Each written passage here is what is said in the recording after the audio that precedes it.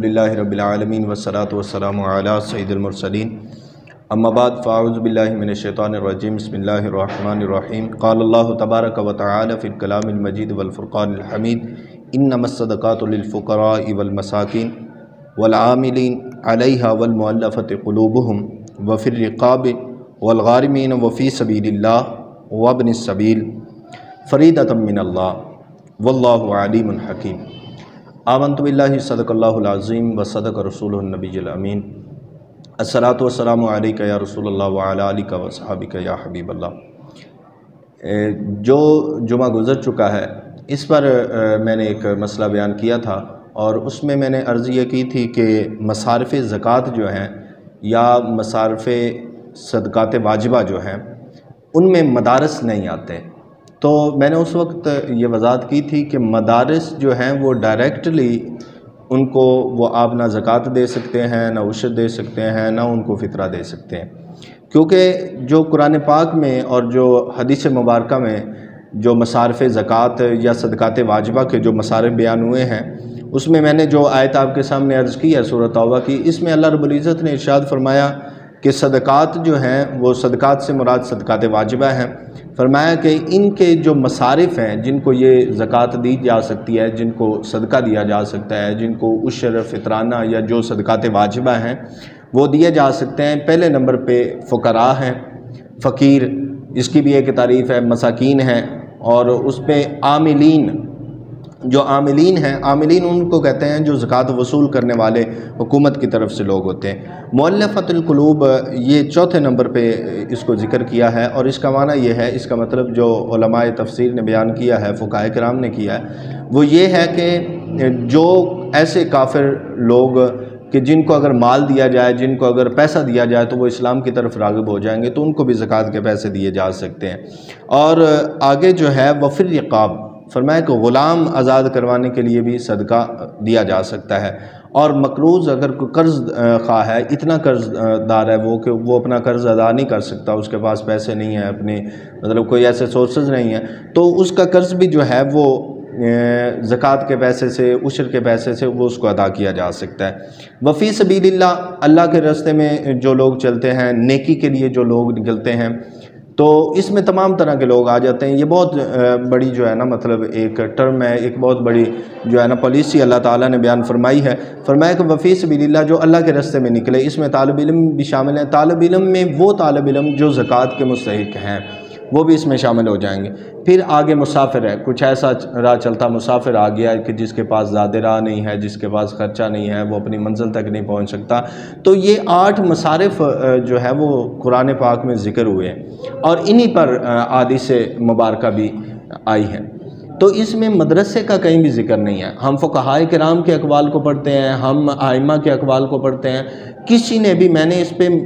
بعد میں تحقیق بھی کی ہے، تو کسی نے بھی مدرسے کو مصارف زکوٰۃ نہیں لکھا کہ مدرسے کو ڈائریکٹلی زکوٰۃ دی جا سکتی ہے، یا اس کو صدقہ دیا جا سکتا ہے، یا فطرانہ دیا جا سکتا ہے۔ تو اس میں اب ہم چونکہ دیتے ہیں اور مدارس کی کوئی اور انکم نہیں ہے، آمدنی نہیں ہے، تو وہ صدقہ و خیرات اور اسی پہ ہی چلتے ہیں، تو پھر کیسے ہم دے سکتے ہیں؟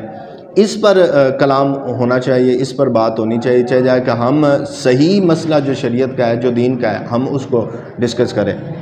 تو اس کے جو علماء کرام نے طریقے بیان کیے ہیں کہ مدرسے کو وہ ایک تو فی سبیل اللہ کہ اللہ کے راستے میں جو نکلے ہیں، جو اس میں طالب علم ہوتے ہیں وہ اللہ کے راستے میں نکلے ہوتے ہیں، علم دین حاصل کر رہے ہوتے ہیں، تو ہم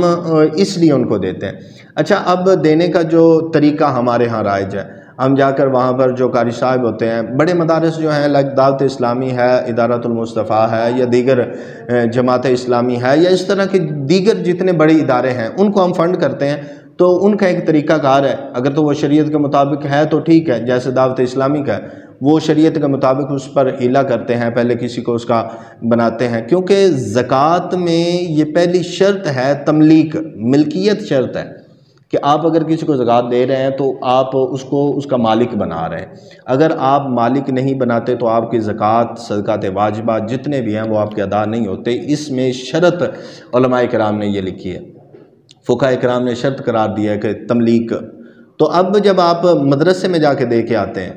تو وہاں پہ تملیک نہیں پائی جاتی، کیونکہ وصول کرنے والے بعض اوقات ایسے ہوتے ہیں کہ وہ صاحب نصاب ہوتے ہیں، وہ نہ تو فقیر شرعی ہوتے ہیں، نہ فی سبیل اللہ ہوتے ہیں، نہ ابن السبیل ہوتے ہیں، کچھ بھی نہیں ہوتا ان پر، بلکہ خود پر زکوٰۃ واجب ہوتی ہے، ٹھیک ہے، اور حکومت کی طرف سے نہ تو وہ عاملین ہوتے ہیں، نہ وہ مساکین ہوتے ہیں، نہ فقراء ہوتے ہیں، نہ وہ مؤلفۃ القلوب ہوتے ہیں، تو اور نہ ہی وہ مقروض ہوتے ہیں۔ ہم ان کو دے کے آ رہے ہیں مدرسے کے مد میں کہ یہ ہم زکوٰۃ دے کے جا رہے ہیں، تو آپ اس کو مدارس کے طلباء میں جو ہے نا وہ کریں۔ تو ایسا تو بالکل شریعت میں کوئی اصول موجود نہیں ہے کہ آپ کسی ایسے کو دے کے آئیں کہ جناب اس کو مدرسے پہ لگا دیں، تو مدرسہ مصارف زکوٰۃ ہے نہیں تو آپ کی زکوٰۃ، یہ بہت بڑا مسئلہ ہے جو علماء کرام اور مدارس کے اہم جو لوگ ہیں ان کو سمجھنا چاہیے، اور کیونکہ وہ میں سمجھتا ہوں کہ وہ سمجھنے سے قاصر ہے، اس لیے عوام کو یہ مسئلہ سمجھنا چاہیے کہ جب اپنی زکوٰۃ، جب اپنا پیسہ دینے جائیں تو ان کے پاس سے پوچھیں کہ آپ مصارف زکوٰۃ میں سے کن کن کے حقدار ہیں، اگر آپ ہیں یا نہیں ہیں، اگر نہیں ہیں تو واپس لے آئیں، اگر ہیں تو پھر ان کو طریقہ استعمال کرنے کا کیا ہے۔ تو جو طریقہ علماء کرام نے مدارس میں بیان کیا ہے وہ یہ ہے کہ اگر مدرسے کا کوئی بچہ بالغ ہے، عاقل ہے اور شرعی طور پہ وہ زکوٰۃ کا مستحق ہے، تو اس کے ساتھ پہلے اس کو ملکیت اس کی کیا جائے، پھر اس کے بعد جو ہے وہ واپسی ہبہ کرے گا، تو پھر مدرسے پر جو ہے وہ زکوٰۃ لگ سکے گی، پھر مدرسے پر ان کا خرچہ کرنا جائز ہوگا، پھر مسجد پر لگانا وہ جائز ہوگا۔ کیونکہ وہ پہلے اس کو ملکیت اس کی بنا چکا ہے، اور پھر اب وہ اس کو ہبہ کر رہا ہے، اب وہ اس کو گفٹ کر رہا ہے، اب وہ اس کو تحفہ دے رہا ہے، تو جیسے وہ اس کو تحفہ دے گا تو پھر وہ کرنا اس کا کیا ہو جائے گا، جائز ہو جائے گا۔ علماء کرام سے مدارس کے تمام اہم جو ذمہ داران ہیں ان سے میری یہ ریکویسٹ ہے کہ خدا را جو ہے وہ لوگوں کی زکوٰۃ، فطرانہ جو